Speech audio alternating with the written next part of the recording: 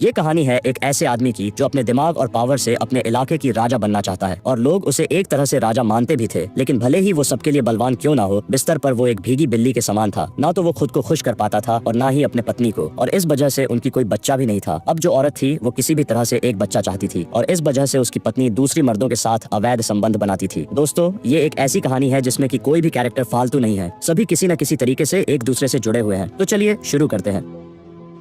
कहानी की शुरुआत में हम एक समुद्री तट को देख पाते हैं जहाँ पर एक मछली तड़प रही होती है। इस मछली के पीछे एक रहस्य छिपा हुआ है जिसे हम फिल्म के बिल्कुल अंत में जान पाएंगे। मछली के पास एक लड़का अजीबोगरीब अंदाज में नाच रहा होता है। नाव पर बैठी एक बूढ़ी औरत मछली की तरफ भाला फेंकती है जिससे वो मछली मर जाती है। इस बूढ़ी और लड़के के बीच गहरा संबंध है जो हमें फिल्म के दौरान धीरे धीरे समझ में आएगा। मछली के मरने के साथ ही दो आदमी बाइक पर सवार होकर समुद्र के किनारे से गुजरते हैं। यहाँ एक लड़का है जिसका नाम है मोखाई। वो डब्ल्यू भाई नाम के एक आदमी के खिलाफ कुछ लोगों को भड़काने की कोशिश कर रहा है। ये लोग धीरे धीरे एक साथ रहने की सलाह देते हैं। थोड़ी देर बाद हमें डब्ल्यू भाई को दिखाया जाता है जो समुद्र के किनारे मछली के व्यापार में शामिल है। इसके साथ ही वो कई गैर कानूनी कामों में भी लिप्त है। डब्ल्यू भाई का कारोबार मदन हलदार नाम के एक आदमी के माध्यम से चलता है। मदन हलदार यहाँ के इलाके का एक नेता है। डब्ल्यू भाई मदन से कहता है कि मंदार और बंका को बुलाओ, मोखाई को खत्म करना होगा। इस पर मदन कहता है कि मंदार को पहले जोराबादी देने की बात हुई थी, अब इसे दे दीजिए। डब्ल्यू भाई कहता है कि मैं उसे वो देने वाला नहीं हूँ, इसीलिए तो अब तक नहीं दिया। तभी डब्ल्यू भाई का बेटा वहाँ आता है और गुस्से में शराब पीने के लिए पैसे मांगता है। डब्ल्यू भाई के परिवार में उसकी पत्नी और बेटा भी है। लड़के का नाम है मंशा और वो बेहद गर्म मिजाज का है। लेकिन उसके गुस्से का कारण ये है कि उसने कभी भी अपने पिता का प्यार नहीं पाया। उसका पिता हमेशा अपने कारोबार और औरतों में उलझा रहता है। इसके बाद हमें मंदार को दिखाया जाता है। मंदार डब्ल्यू भाई का दाहिना हाथ है। डब्ल्यू भाई के जितने भी गैर कानूनी कारोबार है वो सब मंदार ही संभालता है। लेकिन मंदार शारीरिक रूप से अक्षम है और इसी कारण उसकी पत्नी के साथ अक्सर झगड़े होते रहते हैं। यही वजह है कि मंदार की पत्नी, जिसका नाम लैली है, और लैली के साथ डब्ल्यू भाई का अवैध संबंध है। मंदार इसके बारे में कुछ नहीं कहता। खैर, लैली एक रात मंदार के साथ बातचीत कर रही थी और तभी डब्ल्यू भाई का फोन आता है और वो मंदार से कहता है, तेरे बचपन के दोस्त के पर निकल आए हैं, उसे रास्ते से हटा दे और बंका को भी साथ ले जा। अगले दिन मंदार बंका को फोन करके सारी बात बता देता है। इसके बाद हमें मोखाई और एक लड़के को दिखाया जाता है। जब वो लड़का वहाँ से चला जाता है तो मोखाई अकेला रह जाता है। तभी मंदार और बंका वहाँ आते हैं और मोखाई से कहते हैं, चल समुद्र किनारे पैर फैलाकर शराब पियेंगे, बहुत दिनों से साथ में शराब नहीं पी है। मोखाई पहले मना करता है लेकिन बाद में मान जाता है। असल में मोखाई ने उस दिन भाषण दिया था वो डब्ल्यू भाई के खिलाफ था, इसलिए डब्ल्यू भाई ने उसे मारने की योजना बनाई थी। मोखाई को बीच समंदर ले जाकर मारने की कोशिश की जाती है, लेकिन मारने से पहले मोखाई कहता है, मंदार तू कितना बड़ा बेवकूफ है। जो इंसान पूरे गेलपुर का राजा बनने की ताकत रखता है वो डब्ल्यू भाई का पालतू गुलाम बना हुआ है। उसके इस बात के बावजूद मंदार अपने बचपन के दोस्त को मारकर समुद्र में फेंक देता है। दूसरी तरफ मंचा समुद्र किनारे टहलते समय किसी लड़की की हंसी की आवाज सुनता है। वो पास जाकर देखता है तो वहाँ मदन बाबू की छोटी बहन लाखूमणि फंटूस के साथ बातचीत कर रही थी। असल में मंचा लाखूमणि को बहुत पसंद करता था, इसलिए वो गुस्से में आकर मदन बाबू को दो चार खरी खोटी सुना देता है। इधर रात के समय शहर से मंदार और बंका लौट रहे थे। तभी रास्ते में उनकी मुलाकात मजनू बूढ़ी से होती है। जब मंदार मजनू बूढ़ी को 100 रुपए देता है तो वो कहती है, ये भी तुझे वापस मिलेगा, तू 50 और तू 50। इसके बाद वो वहाँ से डब्ल्यू भाई के घर चले जाते हैं। डब्ल्यू भाई और मदन बाबू वहाँ बैठकर शराब पी रहे थे। डब्ल्यू भाई मंदार और बंका को 50,000 रुपए देता है। दोनों हैरान होकर एक दूसरे की तरफ देखते हैं क्योंकि मजनू बूढ़ी की बात सच हो गई थी। डब्ल्यू भाई अपनी चेन उतारकर मंदार को देता है और कहता है कि इसे लैली को दे देना। उसी रात मदन बाबू मंदार को फोन करता है और कहता है कि कुछ दिनों के लिए सुताहाटी नाम की जगह पर छिप कर रहो। मदन बाबू मंदार को सुताहाटी में छिप कर रहने की सलाह देता है क्योंकि गेलपुर में एक नया ऑफिसर आ गया है। ये पुलिस अधिकारी मोकाई की हत्या के मामले में मंदार को गिरफ्तार ना कर ले, इसलिए उसे छिप कर रहने को कहा जाता है। दूसरी ओर मोकाई का कहीं कोई पता नहीं चल रहा है, लेकिन जब उसकी साइकिल मिलती है तो पुलिस को तुरंत जानकारी दी जाती है। नया अधिकारी जिसका नाम मुकद्दर बैनर्जी है वो इस मामले की जांच के लिए आता है। ये अधिकारी एक अजीब किस्म का इंसान है जिसे पैसों का कोई लालच नहीं है, लेकिन उसकी कमजोरी सिर्फ औरतें हैं। इसके बाद हम मौकाई की लाश को समुद्र किनारे पड़े हुए देख पाते हैं। यहाँ मजनू बूढ़ी का बेटा समुद्र में गोता लगाकर मौकाई की साइकिल की चाबी ढूंढ निकालता है। उधर मंदार एक बुरा सपना देखकर जाग जाता है। दूसरी ओर जोरा फेरी में लोग आंदोलन कर रहे हैं। उनके आंदोलन का मुख्य मुद्दा मौकाई की हत्या की उचित जाँच कराना है। डब्ल्यू भाई के मछली के कारोबार में सबसे बड़ा जोड़ा फेरी केंद्र है। इसी जोड़ा फेरी में वो नया पुलिस ऑफिसर मुकद्दर और मदन बाबू बैठकर बातचीत कर रहे होते हैं। तभी वहाँ मंशा आता है और लोगों के साथ झगड़ा शुरू कर देता है। मंशा उन पर हाथ उठाने लगता है लेकिन मदन बाबू आकर उसे शांत करता है। इसी बीच सुताहाटी के एक दुकान में मंदार खाना खा रहा होता है। तभी उसकी नजर एक पोस्टर पर पड़ती है जिसमें एक कबीराज हर्बल डॉक्टर का नंबर लिखा होता है। मंदार छुपते छुपाते उस पोस्टर को निकाल लेता है क्योंकि वो अपनी शारीरिक समस्या का समाधान चाहता है। दूसरी ओर मंशा डब्ल्यू भाई के पास आकर कहता है, मैं कारोबार संभालूंगा, तुमने बंका और मदन को सिर पर चढ़ा रखा है, इसीलिए वो जब चाहे तब मेरा अपमान करते हैं। यहाँ डब्ल्यू भाई गुस्से से अपने बेटे मंशा को वहाँ से भगा देता है। इसके बाद डब्ल्यू भाई जोड़ा फेरी पहुँचता है और फंटूस को जोड़ा फेरी की जिम्मेदारी सौंप देता है। फंटूस तुरंत बंका को फोन करके ये बात बताता है और बंका ये खबर मंदार को देता है, जिसे सुनकर मंदार नाराज हो जाता है क्योंकि उसे उम्मीद थी कि जोड़ा फेरी की जिम्मेदारी उसे मिलेगा। उधर डब्ल्यू भाई घर लौटकर लैली के साथ फोन पर बात कर रहा होता है। तभी उसकी पत्नी ये बात सुन लेती है। डब्ल्यू भाई की पत्नी पहले से जानती थी कि उसकी और उसकी पति डब्ल्यू भाई के रिश्ते अच्छे नहीं चल रहे थे और इस पर वो कुछ कह भी नहीं सकती थी। इसके बाद बाद हमें रात की सीन दिखाया जाता है जहाँ पर डब्ल्यू भाई और लैली इंटीमेट हो रहे होते हैं। यहाँ लैली डब्ल्यू भाई से एक बच्चा मांगती है, लेकिन डब्ल्यू भाई इस पर मना कर देता है। वो कहता है कि मैं तुझे सब कुछ दे सकता हूँ, बस बच्चा नहीं दे सकता, क्योंकि मेरी भी फैमिली है। थोड़ी देर बाद लैली मंदार को फोन करती है और उसे डॉक्टर से मिलने के लिए कहती है। अगले दिन मंदार उस पोस्टर में दिए गए पते पर डॉक्टर से मिलने जाता है। इसी बीच डब्ल्यू भाई की पत्नी लैली के पास आती है और उसे बहुत खरी खोटी सुनाकर वहाँ से चली जाती है। जब डब्ल्यू भाई की पत्नी चली जाती है तो मंदार लैली को फोन करके बताता है कि डॉक्टर ने उसे दवाइयाँ दी हैं। लैली मंदार से कहती है, अगर मैं कहूँ कि किसी को मार डाल तो क्या तू मार पाएगा? मंदार पूछता है, क्यों, क्या हुआ? लैली कहती है, तू कब आएगा? मंदार जवाब देता है, कल सुबह आ जाऊंगा। इसके बाद हमें मजनू बूढ़ी के लड़के को दिखाया जाता है जो उसे बताती है कि राजा लौट रहा है। मजनू बूढ़ी पेड़ से उतरकर कहती है, लौटने दे राजा को। इधर मंदार घर वापस लौट चुका होता है और इस बार वो लैली के साथ शारीरिक संबंध बनाता है। लैली उसे कहती है, तू राजा बनेगा, डब्ल्यू भाई का दर खत्म हो चुका है, अगर तू मेरी बात मानेगा तो मैं तुझे बच्चा दूंगी। अगले सीन में मदन बाबू मजनू बूढ़ी, फंटूस और लाखों मणि की कुछ व्यक्तिगत वीडियो मंदार को भेजता है और कहता है कि मौके की हत्या के मामले को चुनाव से पहले सभी को बता देगा। वो ये भी कहता है कि अगर लोग जान जाएंगे कि मौके को किसने मारा तो कोई भी मदन बाबू को वोट नहीं देगा। मदन बाबू डब्ल्यू भाई से कहता है, मंशा को कुछ दिनों के लिए नए इलाके में भेज दो, जिस पर डब्ल्यू भाई मंदार और बंका को बुलाता है क्योंकि मंशा डब्ल्यू भाई की बात नहीं मानता। डब्ल्यू भाई अपनी पत्नी से कहता है कि वो मंशा को राजी कराए। इसी बीच लैली और मंदार एकांत में समय बिता रहे होते हैं। तभी बंका आता है और मंदार को बुलाता है। लैली बंका को अंदर आने के लिए कहती है, लेकिन बंका की नजर लैली पर जाती है जो कि सिर्फ पेटीकोट पहनी हुई थी। यहाँ लैली बंका को भी अपने प्यार में गिराने के लिए लुभाती है, लेकिन बंका अपनी सर नीचे कर लेता है। फिर दोनों जब डब्ल्यू भाई के घर पहुँचते हैं तो डब्ल्यू भाई मंदार को जिम्मेदारी सौंपता है कि वो मंशा को सुताहाटी के घर तक पहुँचाए। डब्ल्यू भाई के कहने पर रात को मंदार और मंशा बाइक से निकल पड़ते हैं और रास्ते में एक दुकान से शराब खरीदते हैं। वहाँ मंदार की मुलाकात मुकद्दर बैनर्जी से होता है और दोनों के बीच कुछ बातचीत होती है। इसी बीच लैली अपने घर को मोमबत्तियों से बहुत सुंदर तरीके से सजाती है। वहीं बंका लैली के बारे में सोचता रहता है। दूसरी ओर डब्ल्यू भाई लैली के पास आता है और कहता है, क्या बात है, आज तूने खुद मुझे बुलाया? लैली जवाब देती है, आज ही बुलाया, आगे से नहीं बुलाऊंगी। मंदार और मंशा फिर सुताहाटी के घर पहुंचते हैं जहां काम वाले की तबीयत खराब थी, इसीलिए मंदार और मंशा उसे घर भेज देते हैं। जब मंशा अपने पिता से बात करने बाहर जाता है, मंदार उसकी शराब की बोतल में बेहोशी की दवा मिला देता है और थोड़ी देर बाद मंशा जब उस शराब को पीता है तो वो बेहोश हो जाता है। इस बीच मंदार बैग लेकर अपने घर की ओर निकल पड़ता है। रास्ते में उसे अपने बचपन के दोस्त मोखाई की याद आती है और वो सोचता है कि उसकी शादी में उसने कितनी मस्ती की थी। उसे ये भी याद आता है कि शुरुआत से ही डब्ल्यू भाई उसकी पत्नी पर बुरी नजर डाल रहा था। गेलपुर आते समय मंदार समुद्र के पास एक साइकिल पर चढ़कर अपने घर की ओर जा रहा होता है। तभी समुद्र के किनारे मुकद्दर बनर्जी एक लड़की के साथ इंटीमेट हो रहा होता है। रास्ते में जब मंदार मजनू बूढ़ी के पास से गुजर रहा होता है तो उसकी मुलाकात मजनू बूढ़ी से हो गई। उधर मंदार के घर में डब्ल्यू भाई बेड पर सो रहा था। जब मंदार घर आता है तो वो डब्ल्यू भाई को उसके बीबी के साथ देख लेता है, जिसे देखकर वो गुस्सा हो जाता है और डब्ल्यू भाई को जान से मार देता है। बाहर डब्ल्यू भाई का ड्राइवर इंतजार कर रहा था। इस बीच डब्ल्यू भाई की पत्नी का फोन आता है और जब वो घर के अंदर आता है तो वो देखता है कि डब्ल्यू भाई मर चुका है। ठीक उसी समय मंदार पीछे से उसका मुंह दबाकर एक गोली चला देता है और ये सीन यहीं पर कट हो जाता है। अगले सीन में डब्ल्यू भाई का डेड बॉडी समुद्र के किनारे पड़ा होता है। सभी लोग वहाँ इकट्ठा हो जाते हैं और लैली भी दौड़ते हुए वहाँ पहुँचती है। वहाँ पर इंस्पेक्टर मुकद्दर बैनर्जी भी होता है। यहाँ लैली उसे देखती है और उसकी बाहों में बेहोश होकर गिर जाती है। इंस्पेक्टर मुकद्दर उसे संभालती है और उसकी प्राइवेट पार्ट्स को ताड़ने लगता है। इधर बंका फंटूस को बाहर भेज देता है क्योंकि उसे जोड़ा फेरी की जिम्मेदारी दी गई है। बंका को डर है कि मंदार कहीं उसे भी ना मार दे। डब्ल्यू भाई की पत्नी मदन से कहती है कि मेरे मंशा को इस इलाके में मत आने देना, क्योंकि वो उग्र स्वभाव का था और चुनाव से पहले वो कोई परेशानी ना खड़ी कर दे, इसलिए उसे दूर रखा गया है। जब मदन मंशा को कॉल करता है तो मंशा की होश वापस आ जाती है। असल में मंदार ने मंशा की शराब में बेहोशी की दवा मिला दी थी ताकि अगर वो घर से बाहर जाए तो भी वो कोई प्रतिरोध ना कर पाए। मंदार ने मंशा को फिर से उस घर में जाकर सोने के लिए कहा। फिर मंशा मंदार को जगाकर कहता है, मंदार मेरे पिता को किसी ने मार डाला है। मंदार मंशा से कहता है, मुझे 2 दिन का समय दो, जिसने डब्ल्यू भाई को मारा है मैं उसे खुद मार दूंगा। इसी बीच बंका फंटूश को बस में चढ़ा देता है। गेलपुर के जोड़ा फेरी में काम करने वाले लोग कुछ देर के लिए मौन रखते हैं। फिलहाल जोड़ा फेरी की जिम्मेदारी मंदार को सौंप दी जाती है। यहाँ मजनू बूढ़ी की बातें सच हो जाती हैं और मंदार राजा बन जाता है। कुछ समय बाद मंदार इंस्पेक्टर मुकद्दर के पास पहुंचता है क्योंकि इंस्पेक्टर मुकद्दर ने उसे बुलाया था। मुकद्दर मंदार से कहता है कि उसे पता चल गया है कि इस हत्या को मंदार ने ही किया है। वो मंदार से रिश्वत के तौर पर लैली को मांगता है। मंदार गुस्से में आ जाता है और इंस्पेक्टर मुकद्दर से कहता है, अगर मुझे तुम्हारे पास रहकर काम करने का मौका मिलता है तो तुम्हारे लिए ये फायदेमंद होगा। घर लौटने पर मंदार लैली से ये बात कहता है। लैली गुस्से में आकर मना कर देती है। तब मंदार उसे गुस्से में कहता है, तू तो डब्ल्यू भाई के साथ रातें बिताती थी, मैंने कुछ नहीं कहा। आज मेरी बात सुन, तू चाहती थी ना कि मैं गेलपुर का राजा बनूं, तो अब मालिक की बात सुन। रात को मदन बाबू इंस्पेक्टर मुकद्दर को अपने घर खाने के लिए आमंत्रित करता है। इंस्पेक्टर मुकद्दर खाने का आयोजन खत्म करता है। यहाँ इंस्पेक्टर मुकद्दर बाहर जाते हुए कांस्टेबल से कहता है, इनके ऊपर थोड़ा ध्यान रखना। अगले दिन बंका मदन बाबू को मजनू बूढ़ी के बारे में बताता है। मदन बाबू कहता है कि तो फिर हमें उससे मिलना चाहिए। रात को जब वो बाहर जाते हैं तो तब फंटूश लाखों मणि की घर पर आता है। वहीं उस रात इंस्पेक्टर मुकद्दर लैली के साथ समय बिताने आता है। दूसरी ओर मंदार मजनू बूढ़ी को बुलवाने आता है, लेकिन वो वहाँ नहीं होती। मजनू बूढ़ी का बेटा वहाँ खाना खा रहा था। मंदार उससे पूछता है, बूढ़ी कहाँ है बेटा? तो वो कहता है, बूढ़ी नहीं है, तुम कौन हो? फिर मंदार उसे कहता है, क्या तुम मेरे बारे में जानते हो? तो मजनू बूढ़ी का बेटा जवाब देता है, मैं सब जानता हूँ। तुम कमजोर हो, तुम राजा नहीं हो, कोई और राजा है और वो तुम्हें मार डालेगा। मंदार कहता है, कौन आएगा मुझे मारने? इस पर लड़का जवाब जवाब देता है, तुझे जल्द ही पता चल जाएगा, तू जरूर मरेगा। यहाँ मंदार कहता है, मुझे कौन मारेगा, मैं पहले ही उस राक्षस को मार डालूंगा। इस पर वो लड़का कहता है, तुम नहीं मार पाओगे। मंदार फिर कहता है, बूढ़ी को बुला, नहीं तो तुझे जो पूछ रहा हूँ उसका जवाब दे, मुझे कब मारेगा, ये सब कब होगा। लड़का फिर कहता है, पहले तुम्हारी बीवी तुम्हारे सिर पर चढ़ेगी और तुम पैरों तले रहोगे। ये कहकर वो दौड़ते हुए वहाँ से भाग जाता है। जब मंदार लौटता है तब बंका और मदन बाबू से मिलता है। अगले सीन में रात को फंटूश जब अपने प्रेमी से मिलने आता है तब कांस्टेबल फोन करके इंस्पेक्टर मुकद्दर को इसके बारे में इन्फॉर्म करता है। इंस्पेक्टर मुकद्दर ये जानकारी मंदार को देती है। उस रात डब्ल्यू भाई की ड्राइवर को मंदार ने मारा नहीं, बल्कि उसने फंटूश को मारने के लिए उस ड्राइवर को भेजा। दूसरी ओर जब मदन और बंका घर लौटते हैं तो उन्हें पता चलता है कि फंटूश वापस आ गई है। बंका मदन बाबू के घर से फंटूश को लेकर जब अपने घर लौट रहा था तब ड्राइवर गलती से फंटूश को मारने के बजाय बंका को मार देता है। वहीं मंदार बैठकर शराब पी रहा था। अचानक वो देखता है कि बंका उसके सामने बैठा हुआ है। मंदार डर के मारे पानी में गिर जाता है, क्योंकि उसे तो ये पता था कि बंका मर चुका है, तो फिर वो यहाँ कैसे आया। असल में ये बस उसकी एक भ्रम था। दूसरी ओर लैली खून से सनी चद्दर को धो रही थी। डब्ल्यू भाई को मारने के बाद लैली को हेलुसिनेशन होने लगे थे, जिसमें चादर पर खून के धब्बे थे। अगले सीन में डब्ल्यू भाई की पत्नी डब्ल्यू भाई की तस्वीर में अगरबत्ती अर्पित कर रही होती है, लेकिन तभी उसे गुस्सा आती है और वो अगरबत्तियों को डब्ल्यू भाई की तस्वीर की ओर फेंक देती है और भोला से कहती है कि डब्ल्यू भाई का कमरा खोल दो। वहाँ से वो डब्ल्यू भाई की पिस्तौल ले लेती है। इधर सुबह जब ड्राइवर मंदार के पास आता है तो वो देखता है कि मंदार बेहोश पड़ा हुआ है। ड्राइवर मंदार की आंखों में पानी छिड़कता है। मंदार को होश आता है और वो उठकर बैठता है। यहाँ ड्राइवर मंदार को बताता है कि उसने फंटूस को मार नहीं सका। उसके लिए वो मंदार से बहुत माफी मांगता है, लेकिन मंदार ड्राइवर की कोई बात नहीं सुनता और उसके पेट में बोतल तोड़कर घुसा देता है, जिससे उसकी वहीं पर मौत हो जाता है। दूसरी ओर मदन और फंटूश मंशा के घर आते हैं। घर के नौकर उन्हें सब बता देते हैं कि उस दिन मंदार की बातें सुनकर वो घर गया था। ये सुनकर वो रोने लगते हैं और सब समझ जाते हैं कि मंदार ने ही डब्ल्यू भाई को मारा था। मंदार घर लौटता है और देखता है कि लैली वही चादर धो रही है जिस चादर में उसने डब्ल्यू भाई को मारा था। मंदार पूछता है क्या हुआ, तो लैली फिर से उस चादर को धोने लगती है और मंदार उसे डांटते हुए कहता है, क्या हुआ, पागल हो गई हो क्या। लैली डरते हुए कहती है, चादर में डब्ल्यू भाई का खून का दाग नहीं जा रहा है रे। इस पर मंदार लैली को गले लगा लेता है। दूसरी ओर हमें मजनू बूढ़ी को दिखाई जाती है जो उसके बेटे को मार रही है, क्योंकि उसने मंदार को राक्षस के बारे में बता दिया था। जब लड़का वहाँ से चला जाता है तो मजनू बुढ़िया कहती है कि इंसान से दूर रहना चाहिए, तब इंसान को खा जाए कौन जानता है। सभी इंसानों को भूख का ही दोष है, मूर्ख इंसान राक्षस होते हैं। दूसरी ओर मंदार अपनी पत्नी से बात करता है और कहता है, आज मुझे मटन खाना है, जल्दी से लाओ और बहुत सारा लाओ, कबाब बनाकर खाएंगे, एकदम बढ़िया सा बनाना। इस पर लैली कहती है कि खाना अगर बढ़िया ना बना तो क्या करोगी, गोली मार दोगे।